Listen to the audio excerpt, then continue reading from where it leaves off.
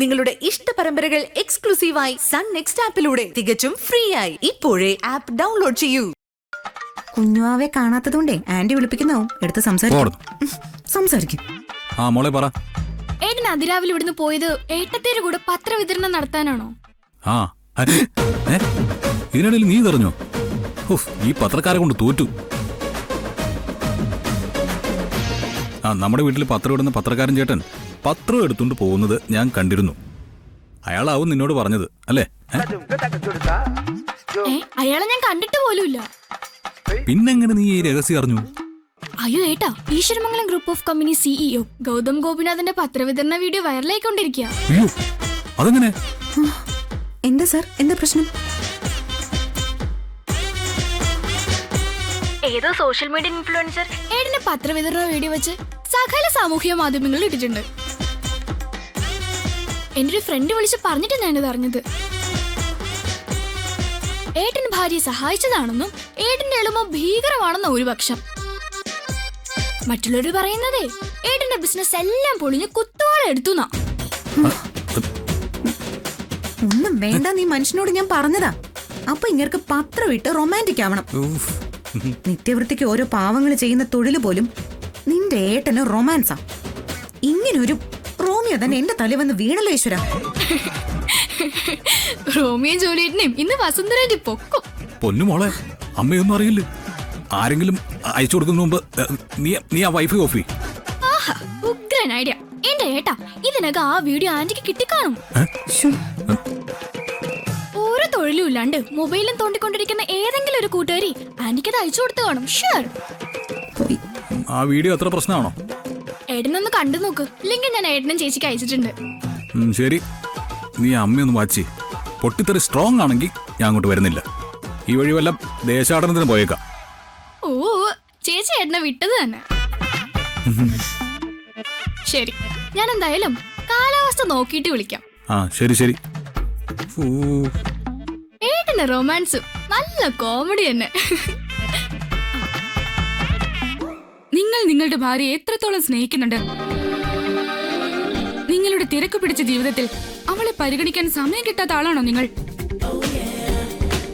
എങ്കിൽ ഈ വീഡിയോ നിങ്ങൾക്ക് വേണ്ടിയുള്ളതാണ്. ചൂടുള്ള വാർത്ത. യുവ സംരംഭകനുള്ള പുരസ്കാരം നേടിയ ഗൗതം ഗോപിനാഥ് പത്രം വിൽക്കുന്നു. ചൂടുള്ള വാർത്ത. വീഡിയോയിൽ കാണുന്നത് ആരാണ് ഗൈസ്? Any guess? സംശയിക്കണ്ട, ഇന്ത്യയിലെ ഏറ്റവും നല്ല യുവ സംരംഭകനുള്ള പുരസ്കാരം നേടിയ ഗൗതം ഗോപിനാഥ് തന്നെയാണ് ഈ വീഡിയോയിൽ പത്രവിതരണം നടത്തുന്നത്. കൂടെയുള്ളത് അദ്ദേഹത്തിന്റെ ഭാര്യ ശ്രീമതി നിധി ഗൗതമാണ്. ഈ പെൺകുട്ടി എനിക്കറിയാം, പക്ഷെ ഇവിടെ സോഷ്യൽ മീഡിയ ഇൻഫ്ലുവൻസർ ആണെന്ന് ഇപ്പോഴാണ് അറിയുന്നത്.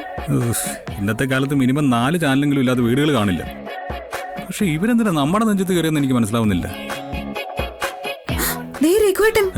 ഗൗതം സാറിന് ഇപ്പൊ കഷ്ടകാലമാണ് മോളെ. നിധിയുടെ കൂടെ പാലും പത്രവും വിതരണം ചെയ്യുന്ന കണ്ട് ഞാൻ കാര്യം ചോദിച്ചു. അപ്പോഴാ ബിസിനസ് ഒക്കെ പൊളിഞ്ഞ കാര്യം സാറ് പറയുന്നത്. ദൈവമേ, ഒരു കോമഡി പറഞ്ഞാലും മനസ്സിലാവാത്ത ആൾക്കാർ ഈ ലോകത്തുണ്ടോ? അതെ, പറയേണ്ടവര് പറഞ്ഞ കോമഡി മനസ്സിലാവും. സാറിനെ പോലെയുള്ള മസിൽമാൻമാർക്ക് കോമഡി വഴങ്ങില്ല.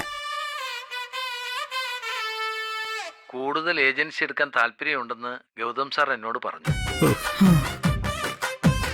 എന്നെ കൊണ്ട് പറ്റുന്നത് പോലെ ഞാൻ സാറിനെയും നിധിയെയും സഹായിക്കും.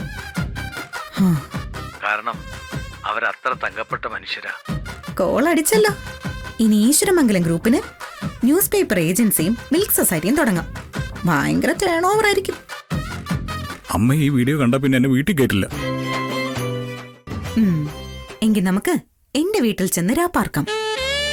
കാലത്തെ എഴുന്നേറ്റ് പത്രക്കെട്ടുകൾ വന്നോ എന്നും പശു പാല് ചുരത്തിയോ എന്നും നോക്കാം. അവിടെ വെച്ച് ഞാൻ സാറിന് എന്റെ റൊമാൻസ് തരാം.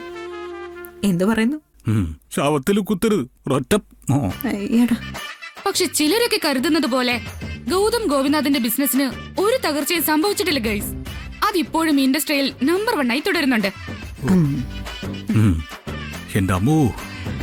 പിന്നെന്തിന് ഗൗതമും മിസസ് ഗൗതമും പത്രവിതരണം നടത്തണം?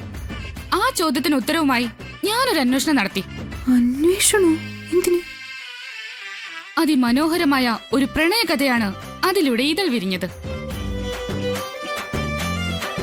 രാജകുമാരനെ സ്വന്തമാക്കിയ നിധി എന്ന ന്യൂ ജനറേഷൻ സിൻഡ്രലയുടെ കഥ നിങ്ങൾക്കും കേൾക്കണോ?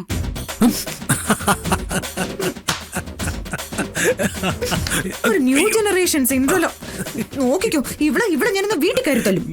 നിനക്ക് അങ്ങനെ തന്നെ വേണം. എന്നെ കുറെ കളിയാക്കല്ലേ, അനുഭവിച്ചോ? അതെ, എന്നേക്കാൾ അനുഭവിക്കാൻ പോകുന്നത് സാറാ. വസുന്ധരാന്റെ സാറിനെ ഉരുളിട്ട് പൊടിക്കും. ഗൗതം പൊടി. എന്തായിരുന്നു വാചകടി? എന്റെ കൂടെ പത്രവും പാലും ഇടുന്നത് ജോലിയല്ല, റൊമാൻസ് ആണത്ര. റൊമാൻസ് വേണ്ടെന്ന് ഞാൻ ആവുന്നത്ര പറഞ്ഞു. കേട്ടില്ല. ഇപ്പൊ എനിക്കും കൂടി നാണക്കേടുണ്ടാക്കി വെച്ചപ്പോ സമാധാനായല്ലോ അല്ലേ? നീ ഒന്ന് ക്ഷമിക്കും നിധി. ഇതിന്ന് രക്ഷപ്പെടാൻ ഒരു വഴി പറഞ്ഞതാ.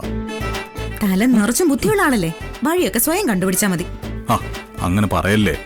എന്നെ എങ്ങനെയെങ്കിലും രക്ഷിക്ക് പ്ലീസ്. പ്ലീസ്. രക്ഷപ്പെടാൻ ഒറ്റ വഴിയേ ഉള്ളൂ. പോയി വസുന്ധരാന്റിക്ക് മുൻപിൽ സറണ്ടർ ആവുക. സാറ് നോക്കിക്കോ, ആന്റി സാറിനെ ഒന്നും പറയില്ല. എന്താ അത്ര ഉറപ്പ്? ആ അതൊരു സൈക്കോളജിയാ. കൂടുതൽ സാറിനോട് വസുന്ധരാന്റി വഴക്കിട്ട സാർ എന്റെ ഭാഗത്ത് നിൽക്കുമെന്ന് വസുന്ധരാന്റിക്ക് നന്നായിട്ട് അറിയാം. അത്തരം ഒരു സാഹചര്യം ആന്റി എന്തായാലും ഒഴിവാക്കും. സാറ് ധൈര്യമായിട്ട് ചെല്ല്. ഇനിയിപ്പോ ആന്റി വല്ല വഴക്കം പറയുകയാണെങ്കിൽ പറഞ്ഞെങ്കിൽ പറയുകയാണെങ്കിൽ അനുഭവിക്കാത്ര തന്നെ.